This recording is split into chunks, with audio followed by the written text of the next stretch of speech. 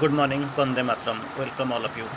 So this morning we are going to discuss very amusing topic that is most essential one, that is rectification of mistakes. So the topic we are going to discuss this morning, of course, right now is a brief topic of discussion. It is in very brief, almost a quarter on our discussion. The topic's caption will be rectification of mistakes. So normally we feel to err is human. Mistakes are there in almost in our day-to-day life. Almost every time we commit some mistakes. Some mistakes are committed. It is done or it happens. Sometimes we don't know how it happens, and sometimes deliberately it is done. Anyway, mistake is a mistake. There is nothing to doubt about it. Thing is that mistakes it learns a lesson. So from the mistakes, from the almost from every mistake, we try to learn a lesson. We try to rectify. We move a step towards perfection.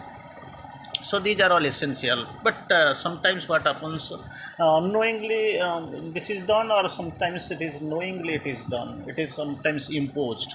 It has got its gifts and values. Anyway, mistakes have its own value. It is needful, it is essential, it teaches a lesson. It moves us to a step forward towards perfection. But sometimes deliberately people make mistakes, that is they are habitual mistake makers, because they don't know what is going the future. They don't know it is there because they are ignorant people. Knowing ego based, and being motivated by ego, they commit mistakes. Anyway, we are discussing the things, almost people who are moving in the path of the yoga. So this yogic process will discuss something from the writings of Mother and Sri Aurobindo on next text. And it is a very right time to rectify one's mistake. It is very much essential. Anyway, initially we'll go for Sri Aurobindo's couple of lines, what really Sri Aurobindo tries to explain on mistake. So initially Sri Aurobindo quotes very interestingly: mistakes are made on the path are often more instructive. On the path means not on the ordinary path. It is the path Sri Aurobindo talks about, the yogic path.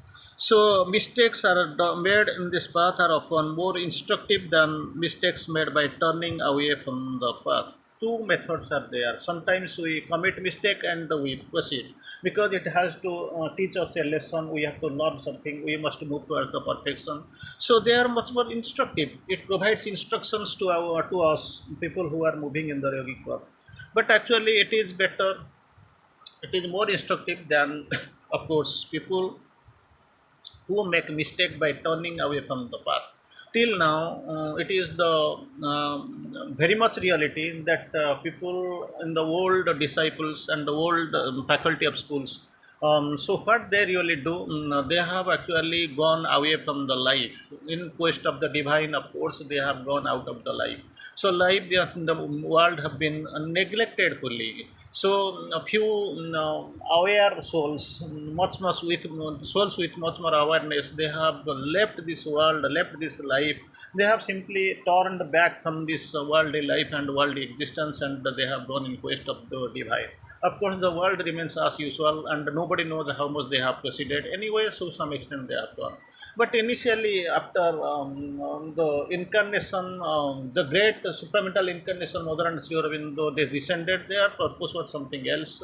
It is better to make mistakes in the path which will be more instructive. It will give instructions, it will be provide rectification, than making the mistake by turning away from the yoga. So from turning away from the yogic path is a mistake.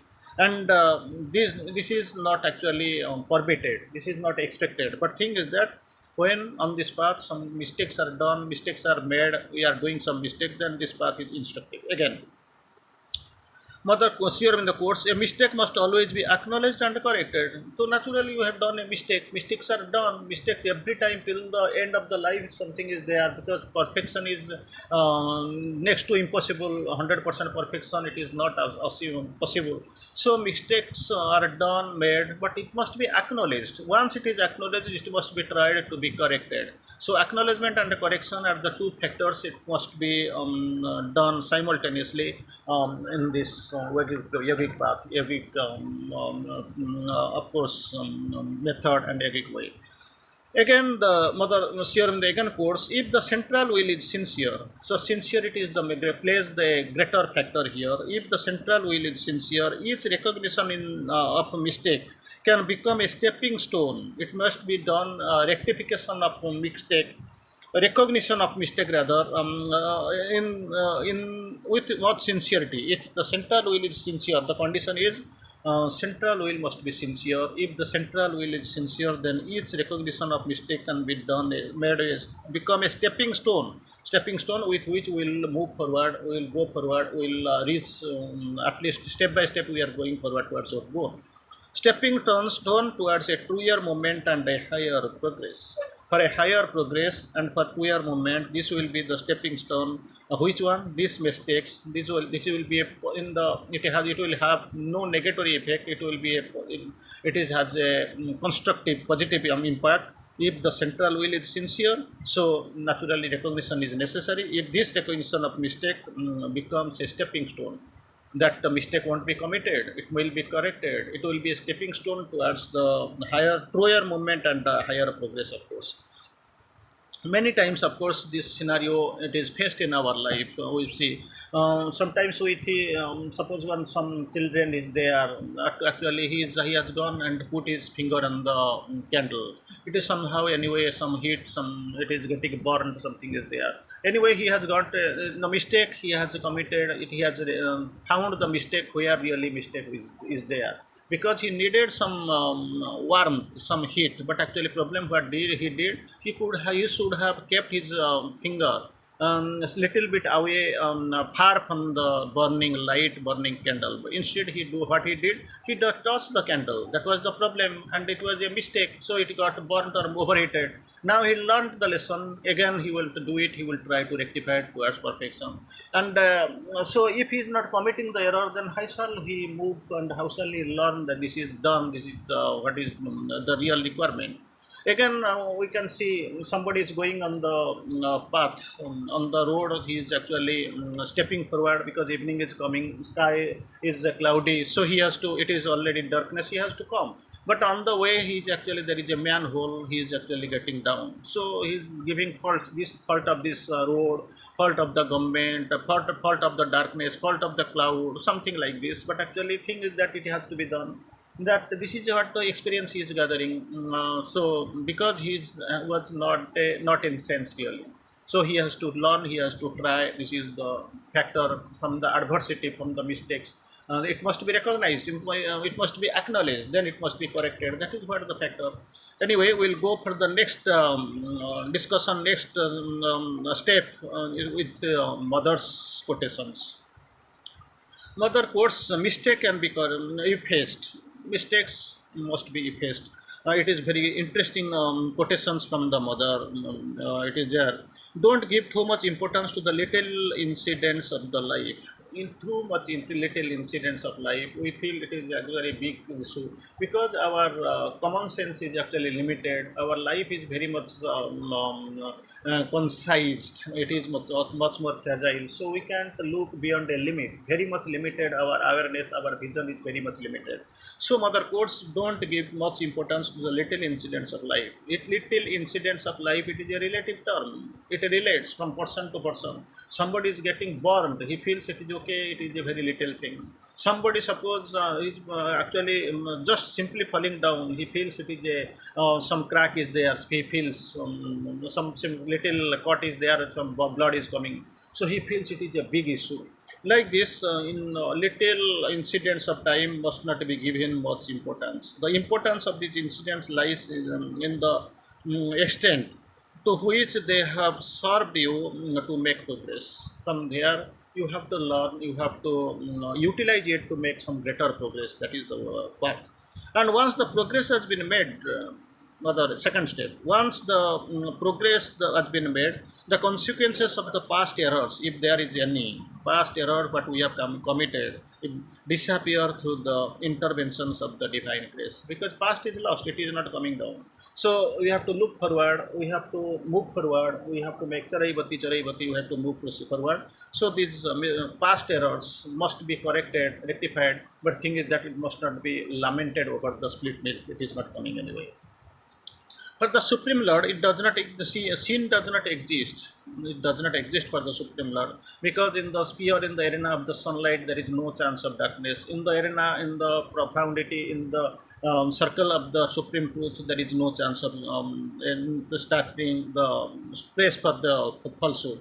So, for the Supreme Lord, sin does not exist. All defects can be effaced by sincere aspiration and by transformation. Initial condition is sincere transformation, and second is that by sincere your transformation.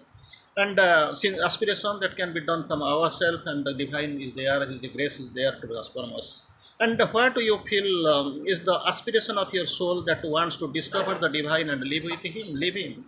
That is what aspiration for what, not for not in the ordinary sense what people wrongly feel that is desire, but aspiration of your soul that wants to discover the divine and live in. So this is the aspiration of the soul, and what we do we aspire for the freedom, light, immortality, God. For this we aspire, but actually aspiration, soul's aspiration, and we feel it is our, this is egoistic I which actually feels this feels and gives the importance of desire and places it in the places of the aspiration. But aspiration and desire are completely different. Persevere, be more and more sincere, and you will succeed.